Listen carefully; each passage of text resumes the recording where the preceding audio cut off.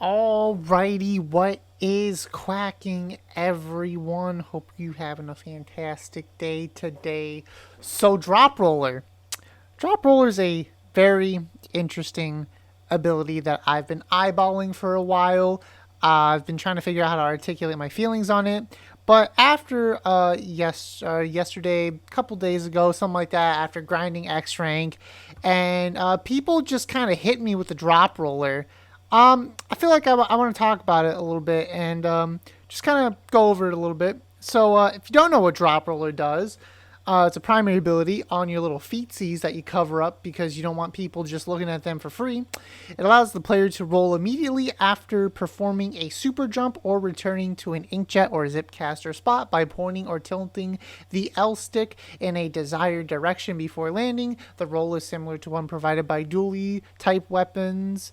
Much further, without any immobility after the roll. After a drop roll, the user will gain 30 AP of run speed up, swim speed up, and ink resistance up for about 3 seconds. That's what this does. Now, what is contending with this ability? Stealth jump. What does stealth jump do? When you jump, no one can see your jump unless they're close enough. And that sounds pretty freaking good. So people can't tell where you're jumping in with stealth jump. So what are the applications of drop roller and should you use it over stealth jump? Realistically, no, I wouldn't use it over stealth jump. However, I feel like it does have a lot of applications as a very good mix-up tool. I feel like it definitely can contend at times with stealth jump in the right circumstances because, as we saw, you get bonus AP of run speed, swim speed, and ink resistance for 3 seconds. 3 seconds is a long time in this game. So if you find yourself drop rolling into a fight, you jump to a teammate, they die, someone's watching your jump. If they don't kill you immediately have the upper hand on them with an ability boost and can probably outmaneuver and play them really good. So that's kind of the applications for it is if one of your teammates is just really far forward and you jump in and it's basically a bad jump, you can probably save yourself with drop roller when you do a bad jump. That's where it comes from. Can this be good in certain circumstances? It's really niche circumstances of, hey, is your team getting pushed in? Did you jump to someone who was safe, but now while you're jumping, the enemy team's already pushing in, so you roll and now you have to fight someone.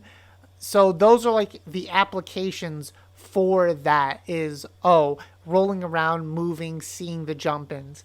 Now, is it going to be better than stealth jump?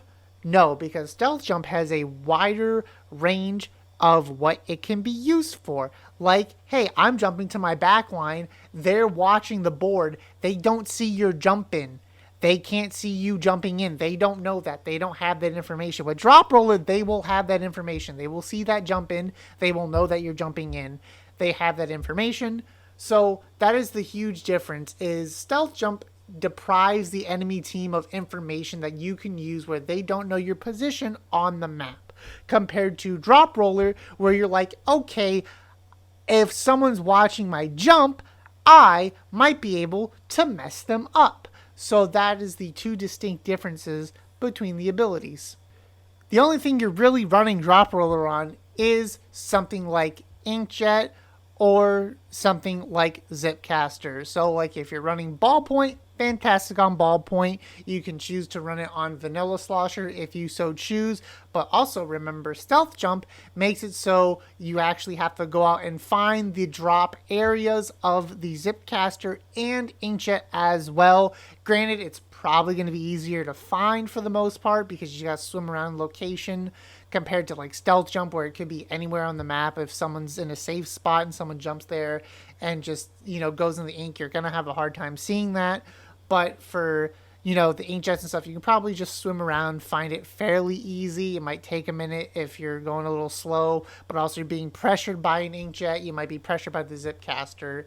So those are, some threatening things as well if you're trying to like swim around an inkjet for sure with how threatening it can be and you're trying to find where it's at and they're just sitting there shooting at you the whole time. But drop roller does allow you to have that second window. Like if someone is waiting for your drop, they can't hit you with in your inkjet. You're just like you got the moves. You're just floating like a Cadillac, stinging like a Beamer, just riding around, and then they can't hit you. So then when you land, you just drop roll and get the kill. So there's that. That's why drop roller can be so useful for inkjet and zipcaster. Stealth jump also has its applications as well. But overall, in general, you want to pick stealth jump. It deprives the enemy team of information. They're not going to be able to tell where you're jumping in. So it's stuff like that that is very useful for your team and like depriving the enemy team of information. Compared to drop roller, where it's just kind of like if they're pushing it on your team a lot, they're watching your jump, stuff like that. You can't really do much. And besides, better players are going to notice that. As you play against better people, they're just going to notice that, hey, they got drop roller. They're just going to, be in a better position. So when you drop and roll, they're probably going to laser beam you right away. Or they're going to be able to waste those 3 seconds on your drop roller, maybe just disengage, put you in a terrible spot as well, push you back, something like that, where like even if you don't get a kill or there's no trade or they don't kill you, you're probably not going to be at a good spot after drop roller if they're so pushed up that when you jump to a teammate, it's just not gonna, they're just not gonna be able to kill you or be in a better position than you are. So overall, drop roller, I think it's pretty fun. I use it sometimes because it's kind of fun. Not all the times though, because I like to win and have proper builds. But it is a fun perk. It really does add something to the game when you're jumping to your teams, or just knowing that you have that mix up on your opponent. I don't really see much application use outside of just, hey, I have a mix up on my opponent, and depending on how good they are, you're probably not going to get much capital off of drop roller. So I don't think there's really a rework that they could do to make this better, like fuse it with stealth jump, but then it's just like, okay, everyone's picking drop roll over stealth jump anyways. So it's just like, I don't think there's any real, purpose or rework or change that they can do to it. But I just do feel like this is a fun perk to use. It has its niche applications for like if you think you can just get good mix-ups on opponents. It's very good in solo queue, especially it's good in solo queue because it's like a one-off thing. They're not expecting it, so you could use it in solo queue. But if you're playing like a sendo queue game or a set in a tournament or something, it's probably not going to work out too well for you.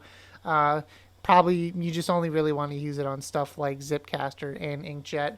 But that's drop roller. It's very interesting, very fun perk ability. So I hope you enjoyed a little bit of that. Let me know what you think in the comments below if you have any thoughts on drop roller, and I will see you in the next one. Take care. Bye.